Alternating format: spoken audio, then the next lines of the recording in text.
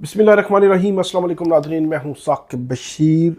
PTI के 24 नवंबर में यानी कि आज के एहतजाज के हवाले से क्या अपडेट है शहर इक़्तिदार में।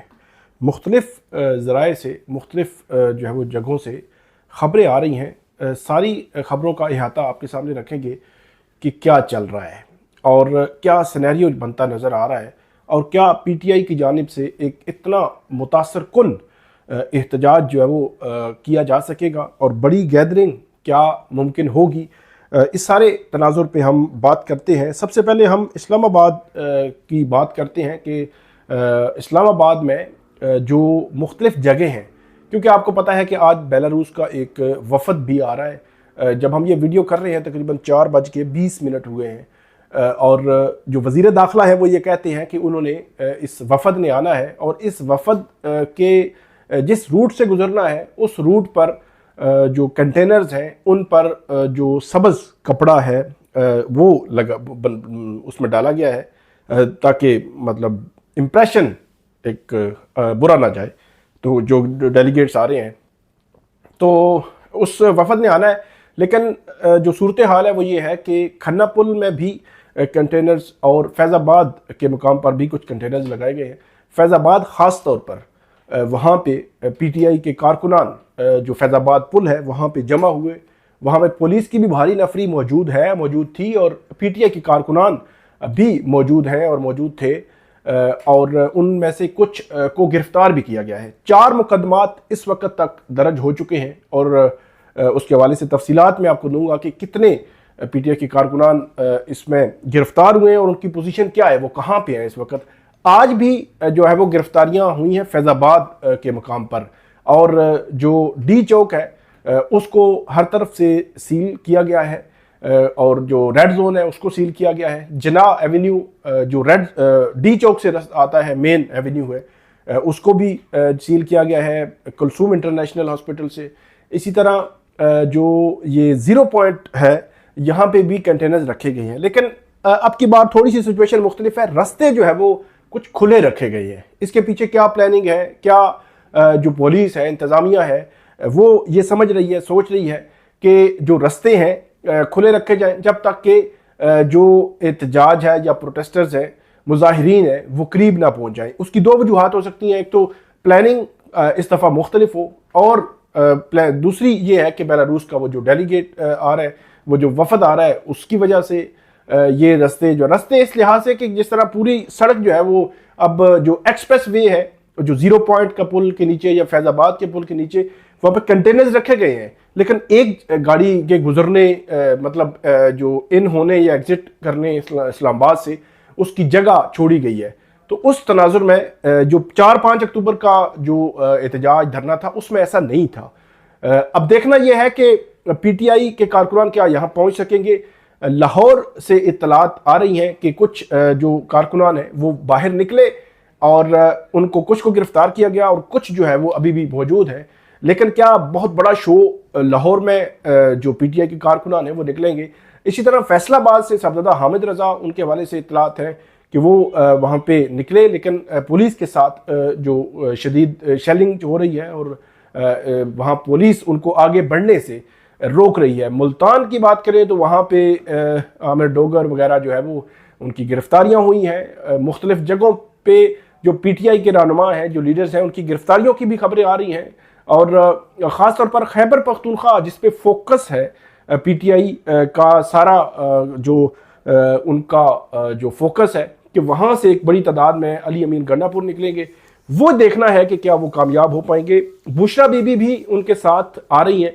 इस दफ़ा बुशरा बीबी ने 3-4 रोज़ पहले इमरान खान का पैगाम भी दिया था और अब वो इस के साथ भी आ रही हैं। लेकिन बुशरा बीबी के हवाले से एक चीज़ बड़ी अहम है कि बुशरा बीबी के 190 मिलियन पाउंड केस में वारंट गिरफ्तारी भी निकले हुए हैं, नॉन बेलेबल वारंट्स हैं। इसमें अगर वो इस्लामाबाद या पंजाब की हदूद में आती हैं तो पुलिस की जानिब से ये अटेम्प्ट भी हो सकती है कि उनको गिरफ्तार कर लिया जाए, क्योंकि नॉन बेलेबल वारंट्स जो जारी हुए हैं उसमें लिखा हुआ यही है कि बुशरा बीबी को गिरफ्तार करके अदालत के सामने पेश किया जाए। तो ये एक दिलचस्प सूरत हाल होगी, लेकिन बुशरा बीबी का इस काफिले में शामिल होना बहुत अहम है। बैरिस्टर गोहर से जब रात को पूछा शहजाद इकबाल ने जियो न्यूज़ पर, तो उनकी जानिब से ये कहा गया कि बुशरा बीबी शरीक नहीं होंगी। फिर जो पीटीआई के जो सेक्रेटरी इत्तलात हैं उनसे भी शेख वकास अकरम, उनसे भी उन्होंने ट्वीट किया कि बुशरा बीबी जो है अपनी सेहत की वजह से वो इस एहतजाज में शरीक नहीं होंगी, लेकिन वो शरीक हो रही हैं। तो ये ऐसे लगता है कि पीटीआई के अंदर कुछ इख्तलाफ राय इस हवाले से मौजूद है, लेकिन उसके असरात क्या होंगे ये अब देखना है। और क्या पीटीआई की जानिब से एक बड़े काफिले यहाँ पे पहुँच सकेंगे, और अली अमीन गंडापुर जो यहाँ पे आ रहे हैं वो क्या एक ज़्यादा दिन के लिए तैयार है और काफ़ी, तो वो तैयारी करके आ रहे हैं। धरना होगा, एहतजाज, जलसा होगा, वापसी होगी, उनके जो उनके चार्टर ऑफ डिमांड है वो अब देखें कि एक तो 26वीं आईनी तरमीम वापस लेने, मैंडेट देने, और जो ट्रायल जिनके अभी ट्रायल नहीं हुए उन मुल्ज़मान जो पीटीआई के कारकुनान हैं उनकी रिहाई की जो है वो वहाँ पे किया गया है, डिमांड की गई है। तो जो 3 बड़े मुतालबात हैं, इमरान खान साहब की रिहाई के हवाले से भी पीटीआई ने मुतालबा कर रखा है। डॉक्टर यास्मीन राशिद हैं या जो उनकी क़यादत लाहौर में है, क्या उनकी रिहाई के हवाले से कुछ हो सकता है। इस वक्त जब हम ये बात कर रहे हैं तो हमारी इत्तला के मुताबिक टॉक्स आगे नहीं बढ़ रही, लेकिन क्या कोई कबल अज वक्त कोई ऐसे इकदाम हुकूमत की जानिब से किए जा सकते हैं ताकि सिचुएशन इतनी टेंस ना हो और पीटीआई जो है एक एहतजाज करके, जलसा करके, तकारीर करके वापस चली जाए और वो कोई धरना ना दें।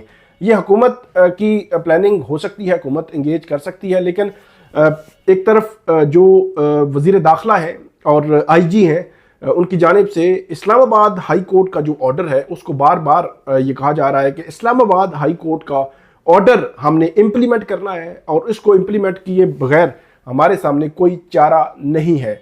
अब लाहौर, फैसलाबाद, जनूबी पंजाब या जो मंडी भावुद्दीन है, जेलम है, रावलपिंडी है, इस्लामाबाद है या खैबर पख्तूनख्वा है, ख़ासतौर पर बलोचिस्तान से एक बड़ा काफिला जो है वो ये बताया जा रहा है कि वो भी इस्लामाबाद में इस एहतजाज के लिए आ रहा है।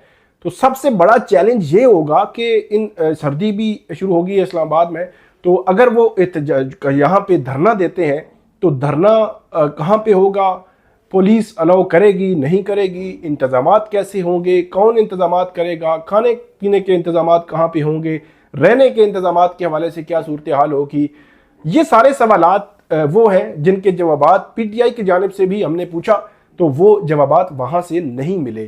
तो ये अब देखना है कि इस सारे जो है वो अमल का जो आगे क्या होता है और क्या होगा। पीटीआई की लीडरशिप ख़ास तौर पर जो एमएनएज़ हैं, एमपीएज़ हैं, सेनेटर्स हैं, टॉप की जो पीटीआई की लीडरशिप है, सलमान कलमाजा अब जो है वो ना एमएनए, एमपीए, सेनेटर्स वो नहीं है, लेकिन वो सेक्रेटरी जनरल है। तो टॉप की लीडरशिप इस्लामाबाद अपने काफिलों के साथ पहुंच सकेगी, सबसे पहला सवाल। सबसे जो है वो दूसरा सवाल कि वो अगर पहुंच गए तो पहुंचने के बाद पड़ाव कहाँ पे होगा, ये सवाल जब पीटीआई के लोगों से हमने पूछा तो उनके पास भी अभी जो मेन लोग हैं शायद उनके पास अली अमीन गंडापुर है, बैरिस्टर गोहर है, उनके पास जवाब हो कि हमने पड़ाव कहाँ पे करना है, डी चौक में जो है वो करना है धरना, आपने F9 पार्क में करना है, या हुकूमत के साथ को बातचीत भी करनी है। क्योंकि बैरिस्टर गोहर गुज़श्ता रोज़ ये कह रहे थे कि हम बातचीत भी कर सकते हैं और बातचीत करने में हमें कोई मज़ायका नहीं है। एक सियासी जमात होने के नाते हमारे जो बातचीत के रास्ते हैं वो डायलॉग को हमने ख़त्म नहीं करते, डायलॉग के रास्ते जो है वो हमेशा से खुले होते हैं, लेकिन अल्टीमेटली फ़ैसला इमरान खान ने करना है कि ये आगे चलेगा या नहीं चलेगा। फिर मैंने पिछली वीडियो में मैंने आपको बताया कि 3 दिन बड़े अहम हैं, 25 अक्टूबर कल, 25 नवंबर, 26 नवंबर और 27 नवंबर। 25 नवंबर को उन पर फर्द जुर्म आयद होनी है।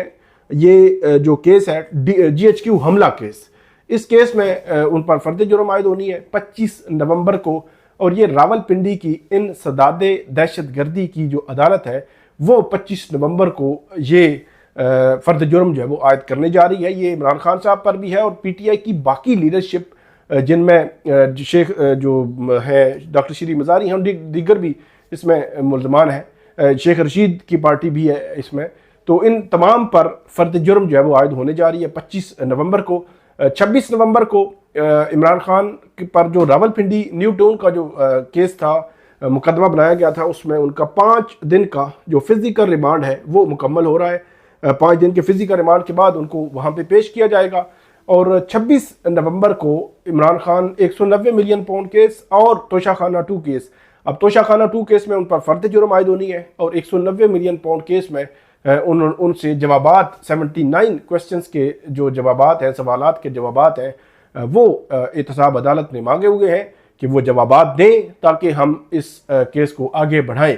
तो इन दोनों केसेस में बुशरा बीबी की एक केस में जो नाकाबिल ज़मानत वारंट्स है और दूसरे केस में उनकी ज़मानत मनसूखी के लिए FIA ने इस्लामाबाद हाई कोर्ट से रजू कर रखा है। और अब देखना यह है कि इन 25, 26 और 27 नवंबर 3 दिन जो है, ये इन दिनों में क्या होता है और क्या सिनेरियो बनता है। और ख़ास तौर पर PTI के जो प्रोटेस्टर्स हैं वो कब तक पहुंचते हैं यहाँ पे अली अमीन गंडापुर।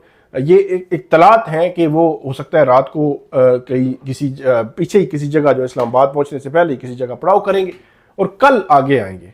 तो अगर कल आगे आएंगे तो फिर सूरत हाल कल पहुंचते हैं, आज रात पहुंचते हैं, कल पहुंचते हैं या परसों पहुंचते हैं, फिर ये देखना होगा कि उनके मुतालबात रुकना कहाँ पे है, कैसे रुकना है, जो धरना देना है।